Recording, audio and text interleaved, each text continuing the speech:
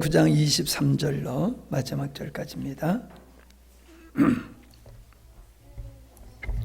한 절씩 나누어서 교독하십니다. 여러 날이 지남에 유대인들이 사울을 죽이기를 공모하더니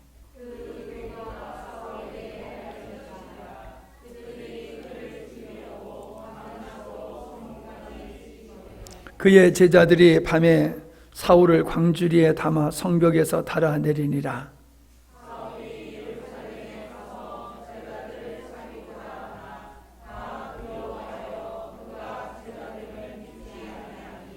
바나바가 데리고 사도들에게 가서 그가 길에서 어떻게 주를 보았는지와 주께서 그에게 말씀하신 일과 담에석에서 그가 어떻게 예수의 이름으로 담대히 말하였는지를 전하니라.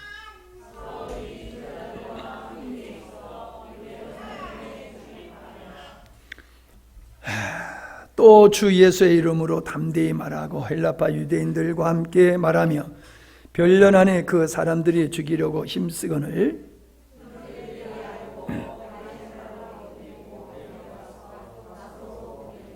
그리하여 온 유대와 갈릴리와 사마리아 교회가 편안하여 든든히 서가고 주를 경외함과 성령의 위로로 진행하여 수가 더 많아지니라.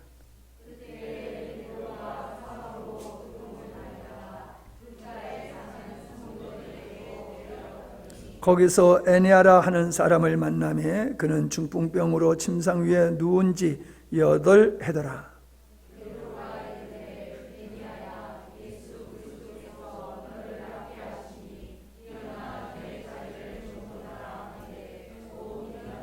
룻다와 사론에 사는 사람들이 다 그를 보고 주께로 돌아오니라.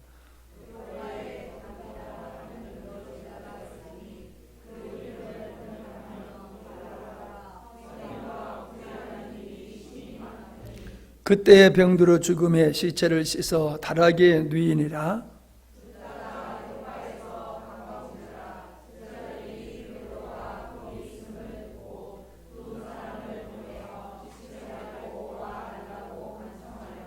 베드로가 일어나 그들과 함께 가서 이르매 그들이 데리고 다락방에 올라가니 모든 과부가 베드로 곁에 서서 울며 돌아가가 그들과 함께 있을 때에 지은 속옷과 겉옷을 다 내 보이거늘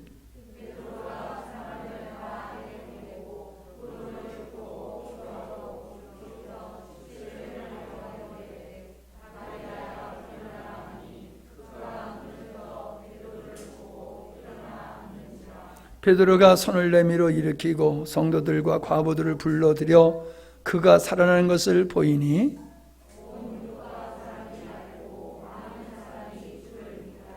베드로가 요바에 여러 날 있어 시몬이라 하는 무두장이의 집에서 머무느니라. 아멘. 예배 마치고 우리가 말씀의 내용은 두 가지지요. 사도 바울의 모습 그리고 베드로의 사역을 우리가 함께 볼 수가 있습니다. 이 사울이 담에석에서 주님을 만나고 변화된 후에 바로 즉시 예수 그리스도는 하나님의 아들이시다라고 증거하게 되어지는 모습을 보게 됩니다. 그로 인하여서 그의 삶 속에는 놀라운 변화가 일어나게 됐지요. 그가 예수님을 구세주로 영접하고 선언하는 것 자체가 위험한 일인데 그 예수 그리스도를 세상에 하나님의 아들이여 그리스도라 선포하게 되어지면은 자기에게 어떠한 어려움이 올 것은 누구보다도 사울은 잘 알았겠지요. 왜냐하면 자기가 예수 믿는 사람들을 박해하는 일에 앞장섰던 사람이기 때문에 그것을 자기가 예수님을 믿고 자기가 예수님을 전파하게 되면은 어떠한 고난이 자기에게 올 것인가는 너무나도 잘 알고 있었을 것입니다. 그런데 그것을 알매도 불구하고 사울은 예수님을 증거하게 되지요. 여러분, 이게 믿음입니다. 우리는 믿음을 따라 삶은 평안이 올 줄로 생각을 합니다. 예. 오늘 낮에도 인천에서 이제 의사 인턴 시작한 헝가리에서 공부하고 들어온 그 자매가 왔다 갔어요. 그런데 어떤 어려움을 겪게 되는데 계속해서 오해가 또 점점 증폭되어져 가지고 너무 힘들어서 이렇게 찾아왔어요. 여러 가지 말씀으로 나누다가 위로받고 힘을 얻고 아주 밝음으로 가면서 참 잘했다 간다고 기뻐하면서 이러고 가더라고요. 내가 그런 얘기를 했어요. 우리 예수 믿는 사람은 세상에서 항상 억울한 일 당하면서 사는 거다. 빛의 사람이기 때문에 어둠의 세계 속에서는 항상 미움의 대상이고 고난을 겪게 되는 거다. 그러나 주님이 알아주시면 되는 거고 주님과 함께 하면은 반드시 승리할 수 있는 것이다. 이제 그런 이야기를 나눴어요. 여러분, 우리가 가까운 친구라 할지라도 가까운 친구하고 이렇게 지내다가 내가 예수를 믿게 되면은 그 친구가 나하고 멀어지는 경향이 있는 것을 아마 여러분이 경험했을 거예요. 사랑하는 가족이 내가 예수 믿는 것 때문에 나를 미워하는 경험을 여러분은 하셨잖아요. 왜 그렇습니까? 이게 여기에서 우리는 영적인 게 다르다라고 하는 것을 우리는 알 수가 있지요. 우리가 서로 살아가면서 다른 게 얼마나 많습니까? 근데 다름 때문에 갈등이 벌어지지 않아요. 그런데 신앙이 달라지면은 문제가 항상 발달된다는 거지요. 왜요? 근본이 다르기 때문에 그런 겁니다. 아무리 가족 관계라 할지라도 영적으로 다르면요, 좀 표현하기 좀 그렇습니다만은 영적으로는 원수예요. 주님이 그러셨잖아요. 원수가 내 집안에 있다. 내 식구가 원수다. 우리가 육적으로는 혈육으로 우리가 한 가족을 이뤘지만은 영적으로 보면은 어디에 속하느냐에 달려서 전혀 달라요. 그러니 여러분, 우리가 잘 생각하면 살아야 됩니다. 어떤 사람은 육에 매여서 부모님하고 충돌하기가 싫어서 그냥 부모님 돌아가실 때까지 나 교회 안 나오다. 부모님 돌아가시면 예수 믿겠습니다. 그런 분들이 있어요. 여러분, 하나님과 우리와의 관계를 부모님과 우리와의 관계보다도 더 소중하게 여겨야 되는데 그렇지 못한 게 사실입니다. 그러나 육신의 관계는 육신이 있을 때만이 형성되는 거예요. 육신을 벗어버리게 되어지면은 가족의 관계가 끝나는 겁니다. 그냥 영적인 내가 어디에 속하느냐에 달려서 나누어지는 겁니다. 육신만 나누어지는 게 아니라 영원히 다른 길을 갈 수밖에 없는 게 이게 우리가 보이지 않는 분명한 영적 세계라는 거예요. 우린 이것을 현실의 눈에 보이는 현실보다도 더 우리가 분명하게 인식하지 아니하면 안 되는 거예요. 박해하는 그 모습을 보면서 도저히 그럴 수 없는 부부지간이고 부모와 자식지간이고 형제지간임에도 불구하고 이슬람권에서는 도리어 가문을 욕되게 했다고 해가지고 형제가 형제를 죽이잖아요. 예수님을 믿는다고요. 이게 정상적인 사람이라고 하면 할 수가 없는 거지요. 이건 마귀나 할 수 있는 짓인데 그게 바로 마귀에게 속했기 때문에 형제를, 자녀를 자기 손으로 죽이는 이 끔찍한 짓을 하게 된다라고 하는 겁니다. 그러므로 우리가 이 세상에서 교회가 세상에서 비난을 받는 걸 가지고 너무 힘들어할 필요가 없어요. 아니, 세상에 비난받는 것을 당연하게 여겨야지 세상에 비난을 안 받으려고 하다 보면 세상에 비유를 맞추게 돼요. 그럼 우리 신앙 다 까먹게 되는 거지요. 다 까먹게 되는 거지. 자, 이가 이제 예루살렘에 들어와서 제자들과 사귀고자 하였지만 제자들이 그의 회심을 의심을 하지요. 그리고 그와 가까이 하는 것을 두려워하게 되는 것을 보게 되어집니다. 그럴 수밖에 없지요.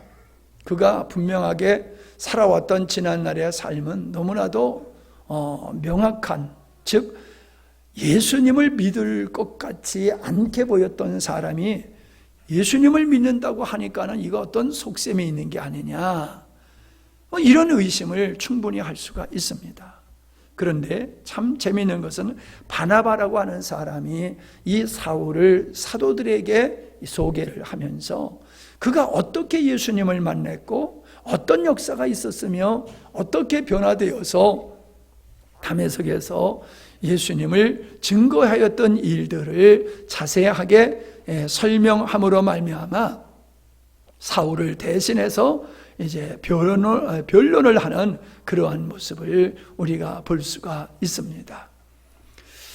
더욱이 이 바나바라고 하는 이 사람은 다소에 가서 있던 이 사울을 안디옥 교회에 데리고 오지요. 그래서 안디옥 교회에서 사역을 사울이 하게 하고 그와 더불어 안디옥 교회를 성장시키고 함께 복음을 전하는 전도 여행을 시작하게 되는 것을 볼 수 있습니다. 그러니까 사울이 개인적으로 예수님을 믿고 구원받는 정도가 아니라 하나님께서 이방인들에게, 임금들에게 복음을 전하면서 하나님의 그 복음을 전하는 일꾼으로 하나님의 택하심을 성취하는 일꾼이 되는 데 있어서 바나바가 귀하게 쓰임을 받았다는 겁니다. 그 뒤에도 많은 사역이 있었겠지만은 바나바에 대해서는 사울만큼 성경에 기록되어 있지 않지요. 그러나 너는 그 사역이 사울보다 작은 사역일지는 모르지만은 바나바는 결코 사울에게 있어서 늘 감사와 존경과 참 그렇게 잘 대접하고 존경해야 할 그런 인물이라고 하는 것은 틀림이 없습니다.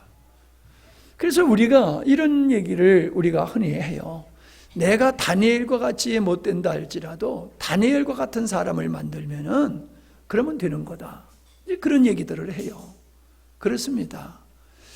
각자 은사가 다르고 부름받은 바가 다르기 때문에 역할이 달라요. 모든 것을 모든 사람이 하는 것 같이 내가 할 수는 없어요. 그러나 하나님께서 나를 통하여 바나바를 통하여 사울이라는 사람을 교회의 일꾼으로 일할 수 있는 그 가이드, 길잡이가 되었던 것과 같이 우리의 자신이 우리 주변의 어떠한 영혼들을 믿음의 눈으로 바라보고 그렇게 섬기면은 위대한 일을 만들 수 있는 거예요. 그때 당시에 모든 사람들은 사울이라는 사람을 기피하는 대상으로 삼았던 거 아니에요? 기피의 인물이었단 말이에요. 기피의 인물. 그럼 오늘도 마찬가지예요. 오늘 우리의 삶 속에서 어떤 이유이든지 기피의 인물이 있어요. 우리 주변에. 있지요? 저 사람이 예수 믿을 것 같지도 않고 저 사람이 우리 교회에 나오면 도리어 우리 교회에 해가 될 것 같은 사람이 있어요. 근데 우리가 믿음으로 바라보면은 그 안에 있는 세상 말로 하면 잠재력이지요. 그가 변화되어졌을 때에, 그가 새로워졌을 때에 그가 하나님을 위해서 얼마나 고난을 받을 사람인가를 우리가 볼 수 있다라고 하면은 모든 사람이 기피의 인물로 본다 할지라도 우리는 그들을 소중히 여기고 그들을 잘 양육하게 되어지면은 바울과 같은 인물을 우리가 얻을 수 있다는 거지요. 사실 여러분, 한 영혼이 구원받는다라고 하는 측면에 있어서는 모든 영혼이 동일해요. 동일해요. 그러나 하나님의 나라를 위해서 헌신한다라고 하는 측면에서 바라보면요, 동일한 인물이 아니에요. 동일한 인물이 아니에요. 차이가 있어요. 있으나 마나한 사람이 있고 없어서는 아니 될 사람이 있잖아요. 우리 주변에도. 남의 덕에 먹고 사는 사람이 있는가 하면 많은 사람을 먹여 살리는 사람이 있잖아요. 예. 우리가 교회에서 모든 사람을 귀하게 여기는 것은 차별 없이 대하는 것은 마땅한 일입니다만은 왜 교회에서 어떤 사람은 장학금을 줘가지고 공부를 시키고 왜 그런 일을 합니까? 선교사들이 한국에 와서 왜 아이들을 선별해가지고 미국에 가서 공부하게 하고 그런 일을 왜 했습니까? 그들이 교회의 일꾼이 될 수 있는 제목임을 봤기 때문에 그런 거예요. 장차 이 나라의 일꾼의 제목이 된다라고 하는 가능성을 봤기 때문에 그들을 키운 거예요. 그 혜택을 받지 못한 사람은 차별한다고 손가락질을 하면 되겠어요? 예. 다 사람은 능력이 다르고 역할이 다르기 때문에 어떤 면에 있어서는 구별이죠.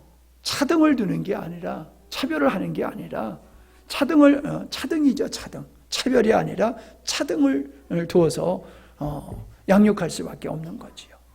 예수님께서도 12제자가 있었지만은 베드로, 요한, 야곱은 특별히 다루셨어요. 특별히 그를 훈련시키시고 특별히 총회를 하셨어요. 왜요?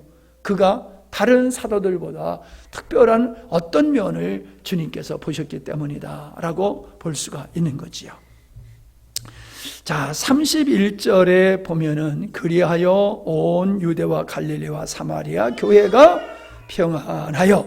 평안하여 든든히 서가고 주를 경외함과 성령의 위로에 진행함이 하여 수가 더 많아지더라. 교회가 평안하고 교회가 부흥했다. 그런 얘기지요. 여러분, 그리하여라고 하는 말과 교회가 평안하여라고 하는 말은 같은 연관성이 있어요.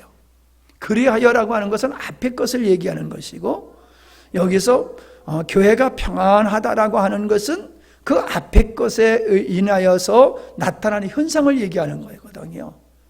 그리하여라고 하는 것과 내용이 그래서 같은 거예요. 이 평안이라고 하는 말의 뜻에는요, 하나됨의 의미가 있어요. 하나됨의 의미.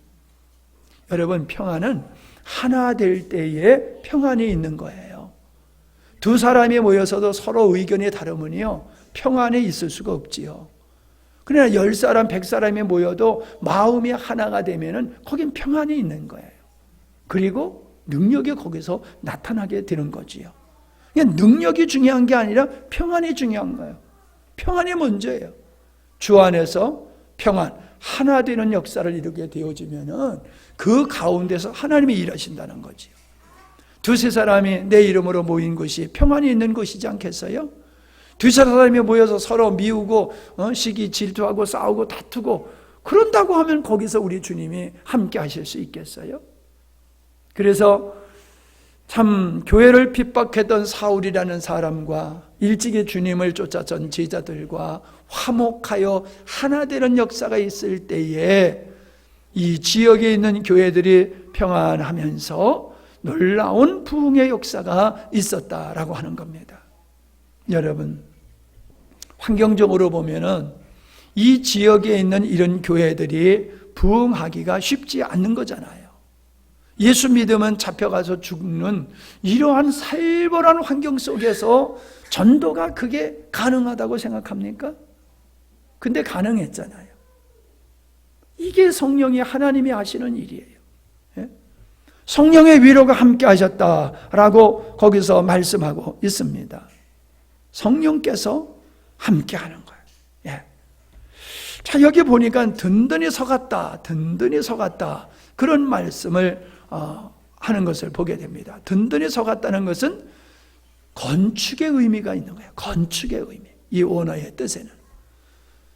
그러니까 교회가 평안하고 하나가 되어서 각자가 각자의 역할을 잘 감당하게 될 때에 어려운 환경임에도 불구하고 복음이 힘있게 전파되어지고 구원받을 사람들이 교회 안으로 들어오게 되어지는 역사를 우리가 볼 수가 있는 겁니다. 오늘 우리는 부흥을 인위적으로 부흥시키려고 하면은 모래 위에 집을 짓는 것과 같아요. 자연스럽게 교회가 믿음의 성장을 통해서 교회의 성숙을 통해서 이게 부흥이 되어지면은 진짜 그 교회는 든든히 서가요. 든든히. 어떤 어려움이 역경이 있어도 그거에 휘둘리지 아니하고 끝까지 달려가게 된단 말이죠.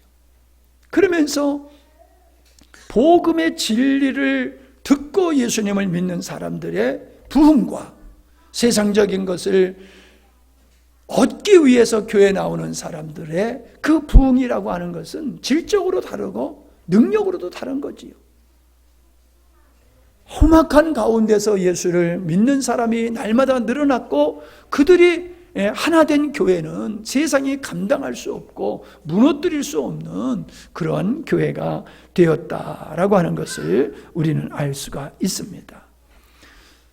주를 성령의 위로가 함께했다라고 말씀을 하고 있는데, 위로라고 하는 이 말은 충고라고 하는 뜻이 함께 있는 거예요. 충고. 그러니까 성령은 항상 우리에게 충고를 하십니다. 사람의 입술을 통해서 충고를 하시고, 환경을 통해서도 충고를 하시고, 사건을 통해서도 우리에게 충고를 하세요. 어떻게? 바로 쓰도록, 바른 생각과 바른 마음을 가지도록 성령께서 우리를 다루세요. 우리는 그렇게 성령이 우리를 다루실 때에 그 충고 앞에 우리가 온전히 순종하며 나가게 될 때에 하나님께서 평안하게 교회를 세우시고 든든히 서게 하는 영광을 누리게 될 줄로 믿습니다. 우리는 베드로의 등장을 여기서 보게 되어지는데, 복음 사역을 두루 행하면서 복음을 전하다가 에네아를 치유하고 도르가를 살리는 역사를 하는 것을 보게 됩니다. 주님이 하셨던 일이지요. 주님도 각생병든 자를 고치시고 죽은 나사로를 살리시고 그러셨잖아요. 근데 그 예수님이 하시던 일을 지금 베드로가 그대로 하고 있어요. 어떤 면에서 주님이 뭐라고 그러셨습니까? 내가 하던 일을 너희들이 할 거다 그러셨잖아요. 그건 어떻게 주님이 하시던 일을 우리가 어떻게 할 수 있습니까? 우리는 못하지요. 할 수 없지요. 근데 어떻게 할 수 있어요? 어떻게 베드로가 이 일을 이루었습니까? 우리는 여기서 보면은 베드로는 자기의 기분대로 한 게 아니다라고 하는 거예요. 34절을 보세요. 베드로가 이르되 에네아야, 예수 그리스도께서 너를 낫게 하시니 일어나라 그러잖아요. 자, 그가 일어나게 그 오래된 질병 가운데서 중풍병으로 8년 동안이나 누워있던 그 사람에게는 일어날 가망이 없는 거지요. 누가 보더라도 그 사람은 일어날 가망이 없는 거지요. 근데 베드로는 그 사람을 이렇게 일어나라고 말했던 것은 뭘 근거로 해서 이렇게 담대히 말할 수 있었어요? 본 거예요. 주님이 그를 치료하시기를 원하시는 걸 본 거예요. 아, 주님이 치료하려고 하시는구나. 그럼 됐지 뭐. 그러니까 담대하게 일어나라. 그래서 내 자리를 정돈하라 라고 말하잖아요. 그러니까 베드로가 이 에네아를 일으킨 겁니까? 주님이 하신 겁니까? 주님이 하신 거지요. 주님이 너희들이 내가 하던 일을 너희가 하리라 라고 하는 거는 우리가 하는 게 아니에요. 주님이 내가 내 안에서 그 일을 이루리라, 그 뜻이 있는 거지요.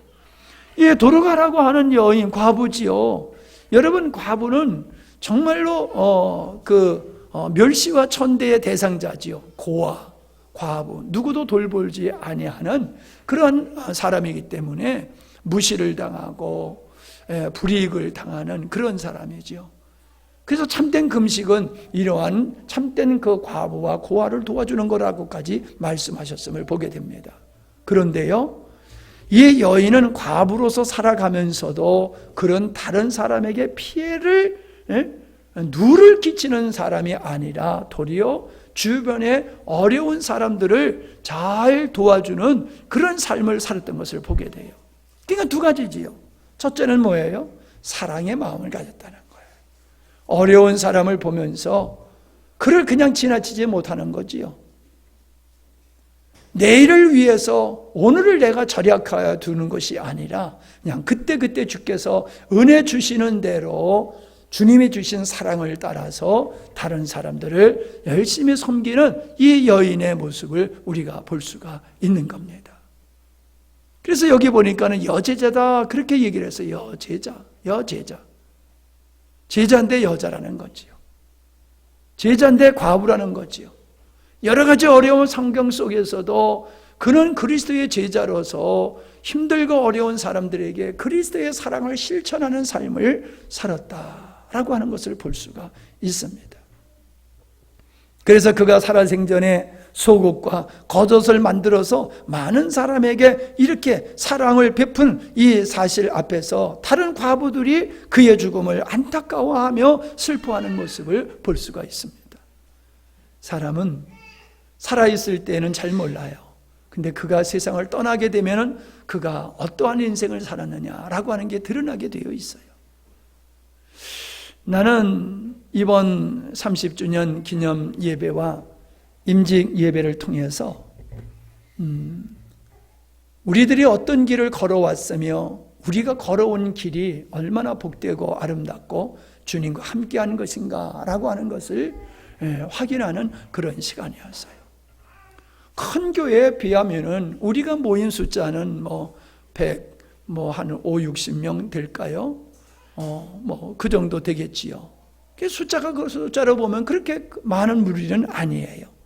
근데 오신 분들은 정말로 우리를 사랑하셔서 오신 분들이거든요. 그냥 오지 아니하고 화분을 가져오시고 떡을 해오시고 선물로 준비해 오시고 와서 몸으로 섬기고. 왜 그러셨어요? 그동안에 우리를 통해서 받은 바 은혜가 있기 때문에 정말로 영광스러운 교회의 설립이라고 하는 것이 얼마나 자신들에게 복된 것인가 하는 것을 누리고 그걸 고마워할 줄 아는 마음을 가진 분들이기 때문에 그렇게 먼 길을 힘들게 오셔서 함께 축하하고 기뻐했던 거지요. 그런 그분들의 자발적인 마음의 깊은 곳에서 우러나는 함께 기뻐하는 모습이 돌아보면 우리가 또한 그들을 이 도르가와 같이 주님의 사랑으로 잘 섬기고 돌보는 삶을 그동안에 우리가 해왔기 때문이다 라는 거지요. 뿐만 아니라 여러분들이 섬기는 모습 참 아름다웠어요. 내가 이렇게 어떤 일을 하다 보면은 좀 부족한 부분들이 보이곤 그랬는데 이번에는 부족한 부분이 하나도 보이지 않았어요. 불편하거나 부족함이 느껴지지 아니하고 100% 내 마음속에 아주 흡족했어요. 우리 주일학교 아이들도 한몫하잖아요. 의자 나르고 하면서. 더운데 여러분 고생 많이 하셨죠? 수고 많이 하셨어요. 별난 목사 만나가지고 돼지고기 쓰느라고 고생하고 굽느라고. 나 같은 목사 한 번 했으면 그런 수고 안 해도 되는데 별난 목사 만나가지고 많이 수고하셨잖아요. 인간적으로는 여러분한테 내가 미안해요. 그런데 주님 안에서 보면은 우리가 주님의 마음을 가지고 하나님의 백성들을 온 마음으로 정성을 다해서 섬기는 게 이게 믿음이에요. 이게 도르가가 보여주는 것과 나는 동일하다고 생각을 해요. 그러니까 온 분들이 다 같이 한결같이 하시는 말씀이 참 시골에 있는 교회가 어쩌면 이렇게 젊은이들이 많고 젊은 집사들이 어쩌면 섬기는 게 저렇게 아주 일사불란하게 잘 섬기고 기쁨과 즐거움으로 저렇게 섬기느냐고. 여름 집회에도 은혜를 많은 분들이 와서 입었지만은 이번에 많은 분들이 그런 은혜를 입었어요. 우리는 그냥 나를 외모로만 외형적으로만 봤던 분들이 이번에 와서 우리 교회의 여러 환경과 또 여러분의 섬기는 모습을 보면서 깜짝 놀라는 장로님들이 많았어요. 이런 교회였었어? 야, 이 교회를 보니까는, 성도들을 보니까는 이 목사님이 어떤 분인 줄 알겠구나. 나만 알았지 여러분을 보지 못했던 분들도 많아요. 그분들이 이번 기회에 여러분의 섬김을 볼 수가 있었지요. 그분들이 영광스러운 교회는 진짜 이런 교회로구나. 그냥 목사님이 좀 열정이 있는 목사님으로서 좀 특이하다라고 생각을 했는데 실제로 여러분들을 보니까는 우리 교회가 어떤 교회인가라고 하는 걸 그분들이 피부로 느낄 수 있었던 거예요. 그러니까 이분들이 은혜를 입고 돌아가서 전화를 하고 기뻐하고 즐거워하고 목사님 참 목회 잘하셨습니다. 정말 목사님 목회를 참 훌륭하게 하셨습니다. 그런 전화들을 해오고 그러더라고요. 난 그런 생각이 들었어요. 장군이 아무리 유능해도 목숨 바쳐 싸우는 병사들이 있어야 돼요. 그죠? 아무리 훌륭해도 장군 혼자 소용없어요. 목숨 바쳐 싸워주는 이 병사들이 있을 때에 장군의 그 어떠함이 드러나게 되고 승리의 영광을 얻게 되는 거지요.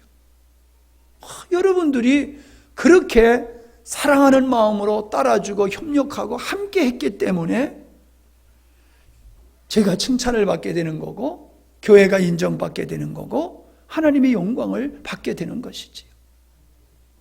저는 어찌 보면은 내 인생 속에서 아주 중요한 행사였었는데 많이 피곤할 만 했어요. 그런데 월요일까지 손님들이 안 가시고 월요일 저녁까지 섬겼거든요. 거기다가 또 하은이까지 데려다주고 창원까지 갔다 오고, 그런데도 하나도 피곤하지 않더라고요. 세상에 어떻게 이렇게 내가 안 피곤한가 했더니 마음에 스트레스가 없는 거예요. 그냥 기쁘고 즐거운 거예요. 그러니까 육체도 괜찮더라고요. 근데 오늘은 내가 힘들더라고. 왜? 오늘서야 이제 긴장이 풀리는지, 오늘은 그냥 몸에 막 그냥 춥고, 뭐 머리도 뭐 목도 여기도 좀 아프고 좀 컨디션이 좀 다운이 됐어요. 저는 우리 교회가 얼마만큼 성장했느냐가 아니라 내가 복음을 마음껏 선포할 수 있는 삶을 살아오고 사역을 했다는 자체가 나에게 있어서는 행복하고 보람되고 감사한 거예요. 그리고 여러분들의 그 복음을 듣고 온전한 복음적인 삶을 못 산다 할지라도 그 복음을 인정하고 그 복음의 대열에 여러분이 함께하고 있다는 것이 나에게 있어서는 위로가 되고 나에게 있어서는 감사의 조건이 되는 겁니다. 우린 한번 읽다가 지나치는 여인, 보잘것없는 여인, 그렇지만은 그의 믿음은 참으로 우리가 본받아야 될 훌륭한 믿음을 가졌던 이 도르가라고 하는 이 여인의 모습을 우리에게서도 볼 수가 있다는 게 얼마나 감사하며, 앞으로도 여러분 정말로 주님 앞에서 사세요. 목사 앞에서 살지 마세요. 목사가 인정해 준다고 기뻐하고 목사가 인정하지 않는다고 슬퍼할 거 없어요. 그냥 여러분이 주님 안에서 주님 마음 가지고 살고 사랑하고 섬기다 보면은 하나님의 영광이 드러나게 될 줄로 믿습니다.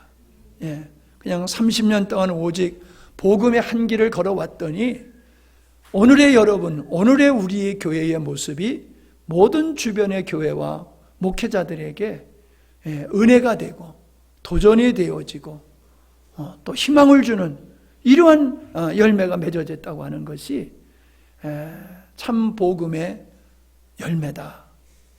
그렇게 열매가 맺어질 수밖에 없는 것이고 맺어졌다 하는 것에 대해서 내가 얼마나 감사한지 모릅니다. 이 도르가의 죽음, 그 죽음을 통해서 그는 부활하는 영광을 입을 뿐만 아니라 그가 부활을 통해서 주변의 많은 사람들을 주님께로 돌아오게 하는 이러한 결실이 있었지요. 여러분, 내가 행복한 것 가지고 나로서 끝나면 의미가 없어요. 나의 고난이 믿음으로 반응해서 부활의 영광을 얻은 것과 같이 고난 속에서 하나님 앞에 믿음으로 반응해서 하나님의 영광이 내게 임하게 될 때에 그러한 나로 인하여 주변의 많은 사람들이 주님을 보게 되고 주님께로 돌아오게 된다라고 하는 것이 참 복된 일이고 그거야말로 우리가 꼭 해야 할 일이다라고 나는 믿습니다. 우리 모두가 목사는 목사의 길을 걸어가지만은 목사나 성도들이나 가는 길은 같은 거예요. 주님의 창세전에 계획하시고 의도하신 그것을 이루기 위해서 우리가 그 큰 고지를 향해서 달려가게 될 때에 연합하여 하나님은 선한 역사를 이루시고 영광을 받으실 줄로 믿습니다. 강대상에 꽃이 많으니까 참 좋지요. 늘 이랬으면 좋겠어. 꽃밭에서 살았으면 좋겠어. 이 꽃을 제가 좋아해요. 참 시들까 봐 걱정이 되고 좀 시들지 좀 말아라, 오래 좀 가라 내 마음으로 그러는데 얼마나 갈라는지 모르겠어요. 예배 마친 다음에 바로 제일장례식장에 가서 간단하게 우리가 위로의 예배를 드리고 돌아오도록 하겠습니다. 기도하십니다. 하나님 아버지 감사합니다. 우리는 사울의 삶과 베드로의 삶을 통해서, 도르가의 삶을 통해서 또는 하나님의 역사를 볼 수 있었으며 믿음의 결정체가 어떤 것인가를 보게 하여 주셔서 우리가 가는 길을 머뭇거리지 아니하고 담대하게 딛고 전진케 해주심을 감사함을 드립니다. 우리 영광스러운 교회가 평안한 가운데 성령의 위로 가운데서 든든히 서가는 교회 되게 하시고 지역의 영혼들을 살려내며 침체되어가는 한국교회의 부흥의 생명의 활력소를 공급할 수 있는 교회로 성장하도록 기름 부어 축복하여 주시옵소서. 예수님의 이름으로 기도하옵나이다. 아멘.